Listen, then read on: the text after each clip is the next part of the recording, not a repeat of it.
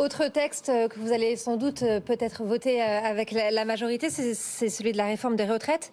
Olivier Véran a dit hier que les contours de la réforme seront dévoilés à mi-décembre avant d'être présentés en janvier en Conseil des ministres. Sur le fond, il n'y a pas de désaccord avec cette réforme. C'est-à-dire 64, 65 ans. Alors c'est quand même une réforme de retraite, c'est évidemment une question d'âge de départ, mais c'est pas que ça. C'est un critère important, mais c'est pas le seul critère.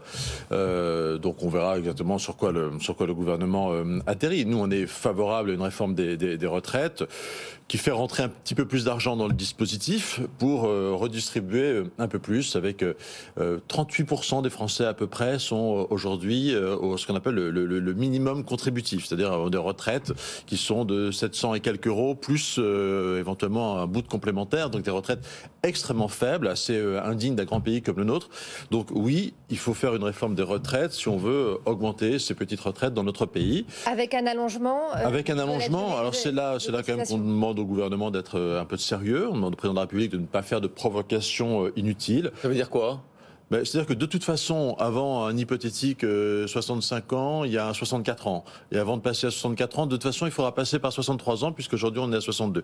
Donc ça sert à rien de faire de la gonflette, ça sert à rien de défendre un âge qui apparaîtrait comme un petit peu dogmatique, et qui serait hypothétique. C'est marrant que vous disiez ça, parce que pendant la présidentielle, pendant les primaires, il y a certains de vos candidats qui proposaient carrément 67 ans.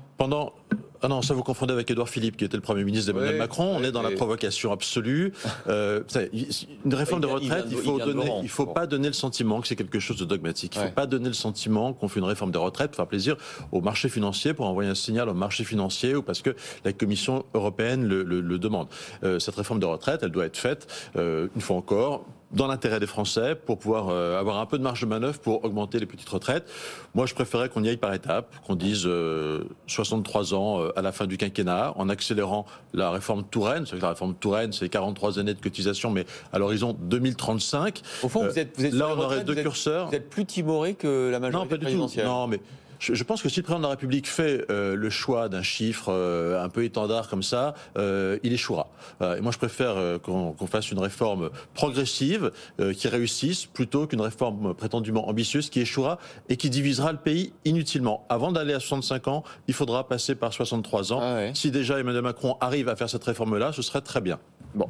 Je rappelle qu'il a échoué pour l'instant à faire son premier quinquennat, à faire la moindre réforme de retraite. Même François Hollande, François Hollande avait réussi à faire une réforme de retraite, pas la plus courageuse, celle qu'on voyait pas sur la durée de cotisation. C'est tout ce que vous voulez faire. Mais vous dites qu'il faut y aller progressivement. Non, moi je veux accélérer. Je vous ai dit au contraire que je voulais accélérer la mise en œuvre. Je préfère qu'on ait fait une réforme réelle d'ici la fin du quinquennat, plutôt qu'annoncer une réforme qu'on fera pas d'ici 15 ans.